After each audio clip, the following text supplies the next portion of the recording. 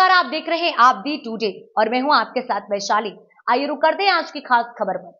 झांसी में all India Majlis-e-Ittehadul मुस्लिमीन party के बुंदेलखंड अधिवेशन व कार्यकर्ता सम्मेलन पंडित दीनदयाल सभागार में संपन्न हुआ। 2027 की विधानसभा चुनाव में मजलिस-ए-इत्तेहादुल रचेगी इतिहास। शौकत अली प्रदेश अध्यक्ष शौकत अली ने बुंदेलखंड जोन की समीक्षा बैठक में भाग लेने के लिए पहुंचे, जहां बुंदेलखंड अध्यक्ष प्रभारी सैयद सादिक अली आह्वान पर बुंदेलखंड के हजारों की संख्या में कार्यकर्ताओं ने उनका भव्य स्वागत किया। बुंदेलखंड अधिवेशन सभा को संबोधित करते हुए हाजी शौकत अली ने कहा कि मजलिस आगामी होने वाले हर चुनाव में अब हिस्सा लेगी। नगर निकाय चुनाव, चाहे जिला पंचायत या फिर 2027 के विधानसभा चुनाव, हर चुनाव में एमआईएम मजबूती के साथ चुनाव लड़ने की तैयारी कर रही है। अध्यक्ष शौकत अली ने कहा कि 2027 में उत्तर प्रदेश में होने वाले विधानसभा चुनाव में इस बार मजलिस-ए-इत्तेहादुल इतिहास रचने जा रही है। उन्होंने कहा कि हम प्रदेश की 200 सीटों पर चुनाव लड़ने जा रहे हैं और इस बार प्रदेश में ऐसे नतीजे आएंगे जो सबको चौंका देंगे। उन्होंने मुस्लिम समाज से आग्रह किया है कि वह बैरिस्टर असदुद्दीन ओवैसी के हाथों को मजबूत करे और उनके साथ दे। प्रदेश अध्यक्ष ने कहा कि अगर हिंदू भाई पंचर बनाने वाला है या टैक्सी चलाने वाला है तो उन्हें 10 रुपए की जगह 15 रुपए की मदद करें और उनके साथ प्यार और तहजीब से बात करें। इस्लाम धर्म हमें इंसानियत सिखाता है और हर हाल में हमें यह भी सीख देता है कि किसी भी धर्म का हो उसकी मदद करें और इंसानियत के लिए काम करें। प्रदेश प्रवक्ता पवन राव अंबेडकर, प्रदेश महासचिव सलमान मलिक, ST/SC प्रकोष्ठ के प्रदेश अध्यक्ष टीपी सिंह विशिष्ट अतिथि के तौर पे मौजूद रहे। इस मौके पर बुंदेलखंड के समस्त जिलाध्यक्ष, महानगर अध्यक्ष, विधानसभा अध्यक्ष और उनकी पूरी कार्यकारिणी मौजूद रही। इस मौके पर शेख अली कुरैशी, बुंदेलखंड सचिव कलाम कुरैशी, सैयद अदनान शेख, इमरान रजा, बुंदेलखंड मीडिया प्रभारी असलम खां, पार्टी के अमीर ललितपुर नवाब भाई, चित्रकूट शमशाद भाई, टावा प्यारे मियाँ, मैनपुरी कारी, मुख्ताहिर औरैया, जब्बार खान, हमीरपुर अमजद मंसूरी, बबलू आजाद, बुंदेलखंड सादिक खान, शाहरुख खान, महासचिव इमरान खान रजा, डॉक्टर संजीव निरंजन, बॉबी सिद्दीकी, रियाज खान, नदीम रजा, बुंदेलखंड अधिवेशन का संचालक शेख अली असलम खान ने किया और सभी का आभार बुंदेलखंड अध्यक्ष सैयद सादिक अली ने किया।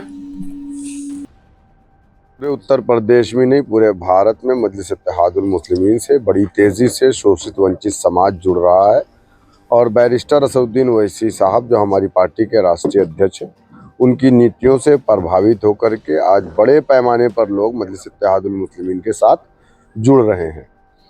क्योंकि अभी बिहार का इलेक्शन आपने देखा, जहां पर हमारी पार्टी ने आरजेडी इंडिया गठबंधन से ये कहा था कि आप हमको भी गठबंधन में रखिए, लेकिन उन लोगों के अंदर अहंकार था, उन लोगों ने हमारी पार्टी को गठबंधन में नहीं लिया, क्योंकि मुस्लिम लीडरशिप को नामनहाज सेकुलर पार्टियां अछूत समझती हैं, तो इसलिए इन्होंने हमें नहीं लिया। और जबकि हमने 6 सीट मांगा था, हम अकेले लड़के वहाँ 5 सीट जीत गए। कांग्रेस 60 सीट पर लड़ी, हम 24 सीट पर लड़े।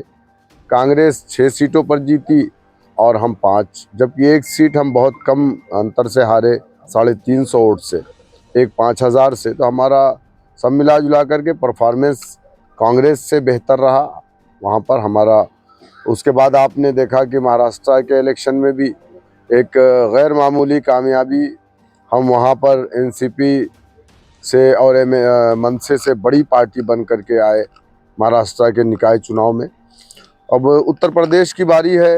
उत्तर प्रदेश में भी अगर ऊपर वाले ने चाहा तो इस बार हम अपने विधायक उत्तर प्रदेश की विधानसभा में जरूर भेजाएंगे। आप गठबंधन की बात कर रहे हैं कि बिहार में भी आपने प्रयास किया, महाराष्ट्र में आपने प्रयास किया, तो क्या उत्तर प्रदेश में कोई गठबंधन की संभावना? देखिए, मेरा ताल्लुक जिस समाज से है, इस समाज ने आज़ादी के बाद से आज तक कम्युनल फोर्सेस को रोकने के लिए ही संघर्ष किया है। आपको याद होगा कि 1947 के बाद इस देश में 3 सियासी पार्टियां थी, एक हिंदू महासभा थी, एक इंडियन यूनियन मुस्लिम लीग थी, एक कांग्रेस थी। लेकिन मुसलमानों ने हिंदू महासभा मजबूत ना हो, इंडियन यूनियन मुस्लिम लीग को रिजेक्ट करके कांग्रेस को अपनी पार्टी माना था और कांग्रेस के साथ रहे। लेकिन 50 सालों में इस देश के अंदर जो दंगा हुआ, लगभग 50,000 दंगे कांग्रेस की हुकूमत में, जिसमें लगभग 2.5 लाख लोग मारे गए, जिसमें 90% मुसलमान मारा गया। यानी 2,25,000, बावजूद उसके फिर भी हम नहीं चाहते हैं कि हिंदुस्तान में बीजेपी मजबूत हो, बीजेपी सत्ता में वापसी करे। लेकिन बीजेपी की कामयाबी मैं ये नहीं मानता, बल्कि मैं ये नाम नहाज जो सेकुलर पार्टियां हैं इनकी नाकामी है जो बीजेपी सत्ता में है। तो हम यकीनन चाहते हैं कि बीजेपी को रोकने के लिए एक मजबूत गठबंधन बने और उस गठबंधन का हिस्सा एमआईएम हो, ताकि वोटों का बिखराव ना हो। वरना ये कल के हम पर इल्ज़ाम लगाएंगे कि हमको चॉकलेट नहीं मिला एमआईएम वालों की वजह से। तीन विकल्प हैं, कांग्रेस, सपा और बसपा, किसके साथ जाना उचित समझेंगे? देखिए, सच्चाई तो ये है कि इस प्रदेश में ही नहीं बल्कि पूरे देश में दलित और मुस्लिम से अच्छा गठजोड़ हो ही नहीं सकता। और 20-20, 40 होता है। जिस दिन हम मिल करके एक साथ चुनाव लड़ेंगे तो हम इस प्रदेश से भी बीजेपी को उखाड़ फेंकेंगे और देश से भी हम बीजेपी को उखाड़ फेंकेंगे। बिहार का जो आपने उदाहरण, बहन जी से कोई बात चल रही है क्या? नहीं, अभी हमारी कोई बात नहीं चल रही है, बल्कि उनकी पार्टी के कई लोगों का मेरे पास फ़ोन वगैरह आता है। तो उनके पार्टी के लोग भी चाहते हैं कि एमआईएम और बीएसपी का गठबंधन हो। यही एक नेचुरल अलायंस है प्रदेश में, इससे बड़ा कोई दूसरा गठबंधन नहीं। सपा से गठबंधन क्यों नहीं होना चाहिए? देखिए, अखिलेश यादव ने और उनके चाचा शिवपाल जी ने तो कह दिया है कि हमें मुसलमानों की या एमआईएम की ज़रूरत नहीं है। तो हम तो अब कैसे उनसे बात करेंगे, कैसे बात करें? और दूसरी चीज़ ये है, मैं एक साफ तौर पे आपसे कह देना चाहूँगा कि समाजवादी पार्टी का जो यादव वोट है वो मुस्लिम कैंडिडेट पर ट्रांसफ़र नहीं होता।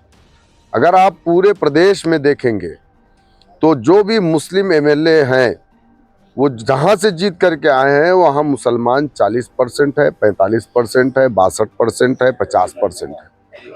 अगर अखिलेश यादव की पार्टी सेकुलर है और अखिलेश यादव सेकुलर है तो मैं कहूँगा कि एक मर्तबा आजम खान को मैनपुरी से चुनाव लड़ा के जिता दे।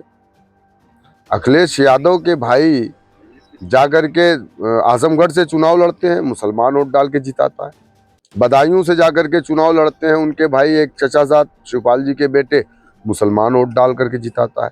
मैनपुरी से एक मर्तबा आजम खान को जिता दे तो मैं समझूंगा कि समाजवादी पार्टी एक सेकुलर दल है और समाजवादी पार्टी का जो कोर वोटर यादव है वो समाजवादी पार्टी में है। देखिए, बिहार का आपने उदाहरण दिया है कि वहाँ का जो गठबंधन नहीं होना पाया था, मुस्लिम वोट बैंक, तो जो मुस्लिम वोट बैंक के आधार पे जो पॉलिटिकल पार्टी राजनीति कर रही है, उनसे आपका अब तक गठबंधन न होने के पीछे क्या वजह है? आपका फेलियर है या उनका फेलियर? कौन से मुस्लिम वोट के आधार पर? आपने बिहार का उदाहरण दिया। हाँ, बिहार में हमारा गठबंधन राजद से इसलिए नहीं होगा। जी जी। तो अन्य स्टेटों में जितने भी चुनाव हुए हैं उसमें एआईएमआईएम का गठबंधन अगर मुस्लिम वोट बैंक को धुरी माना जाए तो आपसे क्यों नहीं हो पाया? आपका फेलियर रहा या उनका?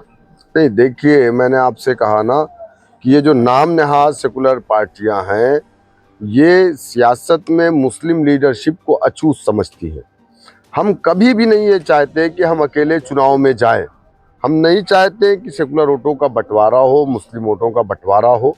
2022 में भी हमने पूरी कोशिश की थी, बिहार में हमारे अध्यक्ष अख्तरुल ईमान साहब ने पूरी कोशिश की थी, लेकिन इन लोगों ने हमें अपने गठबंधन में नहीं लिया। जब हमें गठबंधन में नहीं लेंगे, मैंने आपसे कहा ना कि ये सियासी जो नाम नहाज सेकुलर पार्टियां ये हमें अछूत समझती है हमारी लीडरशिप को। आप बताइए कि आप 4% वाले राजभर से आप गठबंधन कर लेते हैं, आप 11% वालों से गठबंधन कर लेते हैं, आप 2% वालों से गठबंधन, 20% जिस समाज की आबादी उत्तर प्रदेश में है उस समाज के नेता को आप अछूत समझते हैं, इसलिए आप हमसे गठबंधन नहीं कर रहे हैं। अगर आप देखेंगे उत्तर प्रदेश में, अगर संगठन की बात करेंगे तो उत्तर प्रदेश में राजभर से बड़ा हमारा संगठन है।